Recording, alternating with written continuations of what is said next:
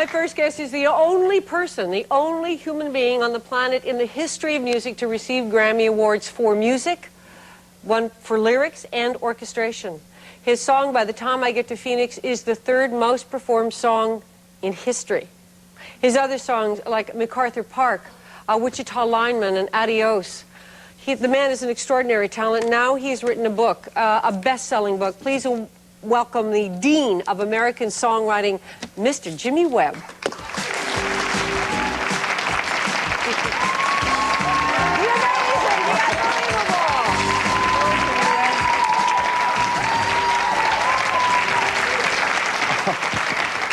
Am I really all of that? It's just, I'm amazed. More. I'm amazed by that wonderful introduction. And father of 6 children. That too. Who are all going into the music business. And it appears that inevitably, one by one, they are taking that dreadful step. Why do you say dreadful? Well, why do you, because you said in the green room that you worry about it. Like, you didn't say it.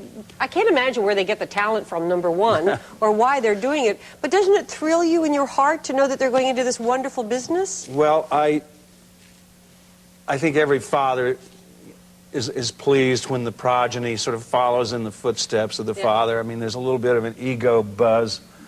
But I'm, you know, all too familiar with the realities of what goes on out in the, you know, great, big, wonderful world of show business. And more specifically, I know how much more difficult it is to get going in this day and age than it was when I sort of innocently stumbled into songwriting in 1967. But you said you stumbled innocently into it in 1967? Well, I was the kind of a kid who I would get down on my knees beside the bed at night before I went to sleep and pray to God to let me be a songwriter. You know? Really? And Jeez, he sure answered your prayers. The only thing is I left out the part about being a recording artist, but, you know, but the songwriter thing came through okay, you know. Boy, did it ever. Thanks to Joe Bett, Motown Records, where I got my first job, really, because I couldn't get a job at a, shall I just come right out and say it, at a white label or a white publishing company. Because your music was too black? Maybe. I don't. Maybe it was too sophisticated. I don't know exactly, but they taught me, as my book, you know, quite openly states, that I learned the nuts and bolts of how to put songs together in Motown. There was one. They almost knew too much about how things worked. I mean, they had a real formula. Right. You did it this, and then you did this. I remember going in there one time. They were recording an artist named Paul Peterson, who was a regular on the Donna Reed show. I don't know whether anybody remembers this kid. And he had a hit record called She Can't Find Her Keys. They were looking for a follow-up. So I took him a song that I'd crafted very carefully. And they said, you know, this is a good song, but do you know this song has 3 verses? You know, and I said, yeah. And they said, well, you know, it needs a chorus. You know, you always have to put a chorus after a verse. So I think what they had in mind was that I would go do something like this. And she will cry when she reads the part that says I'm leaving, 'cause I've left that girl so many times before. And I'm going to Phoenix by the time I get to Phoenix. Oh, yeah.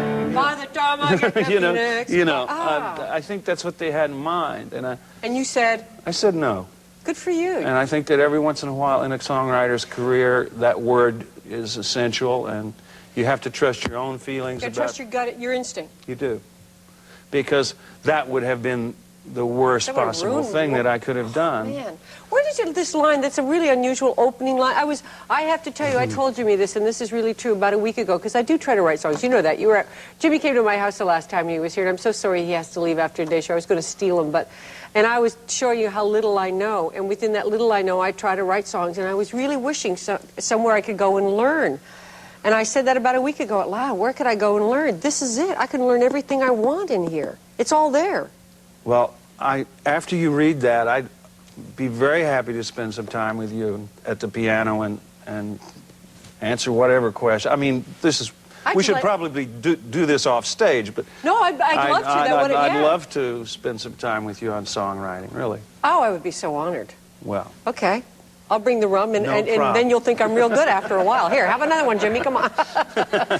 You did not... Actually, it can help. It can help. Can it? In my view, it's whatever gets you through the process. Just to kind of let the... I've talked with so many artists about this who have been here about this thing called creativity. And Sir George Martin was here, and he was telling me that Paul actually called him one morning and said, "Have you ever heard this?" And he played something from yesterday. And he said, "No, why?" He said, "Well, are you sure?"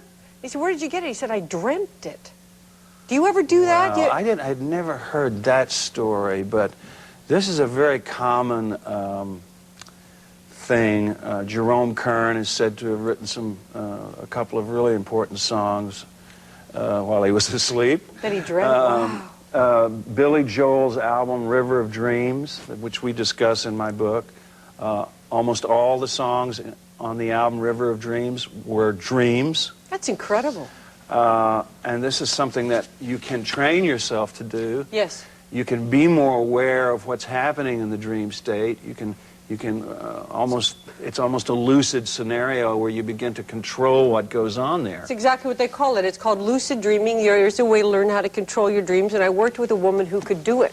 Her name was Mary Matthews, and every night she would go to bed and go, "Okay, it's Mel Gibson." And he'd show her. But he'd worked for her. I went, "Mary," that's why Mary was always happy, happy, happy, happy.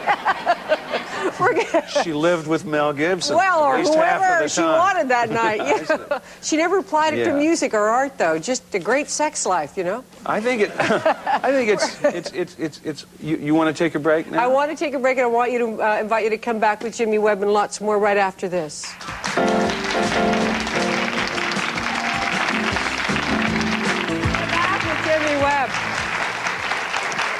Okay, now I want to take you to a particularly great moment. The astronauts are on their way to the moon. They wake up one morning, and the song they listen to is the first one that Jimmy Webb wrote that was his first big hit, and it is... Up, Up, and Away. Just I can play.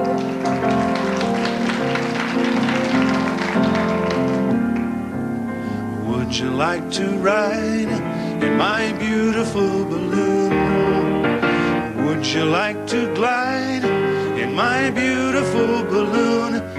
We could float among the stars together, you and I. We can fly. What a thrill for you.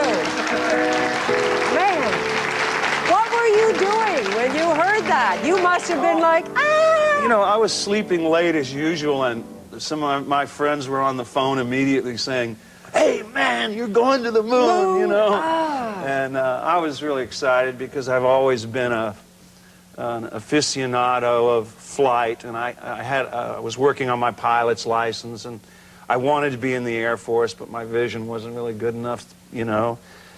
You just shot down another one of our planes. Yeah. Oh, my God. Yeah. Maybe you should try music. The inspiration for The Highwaymen, and you were going to tell me a little story about him, but... Oh, well, I tell you, first of all, that song I dreamed. We were talking about dreams before. And the first verse, which is, I was a highwayman, along the coach roads I did ride, with a sword and pistol by my side. That whole scenario was actually thank you, actually occurred. I was staying at the Inn on the Park Hotel in London. I had a piano in my suite. And I went to sleep one night and just had this vivid, like almost previous life experience. I don't know what. Past life experience. Past life experience. I was just sure this was happening. And I woke up in a cold sweat being chased by all these redcoats and got up and went straight to the piano and wrote the first verse. Then the rest of the song, then it began to be clear to me that this was a song about more than one life, you know. The guy goes through 4 different incarnations during the song. But I was down at Farm Aid one time. I got invited down there.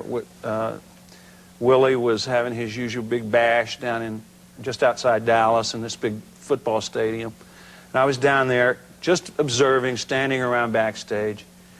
And I was wearing a black T-shirt, and you know, black is the New York uniform. Everybody in New York wears black. So I'm standing there wearing a black T-shirt, black pants, and Willie comes walking over to me, kind of concerned, and he says, "Jimmy," and I says, "What?" And he says, "We were going to do your song out there today."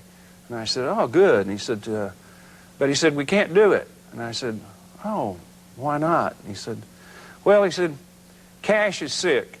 And he says, "Now, of course," he says, "if you'd go out there and sing Cash's part, then we could do it." You know, and I said, I looked around at this stadium, 65,000 people in the stadium, these huge screens and everything. And I said, "Willie, you know I couldn't do that. You know I'm only rated for 300 people. Anything over 300 people, I could have a serious mechanical malfunction. You know, my oil's going to get too hot or something." That's very funny. And he just looked at me so disgusted, and he said, "Hell, Jimmy," he says, "you're wearing black." He said, "Just go out there and they'll think you're Johnny Cash."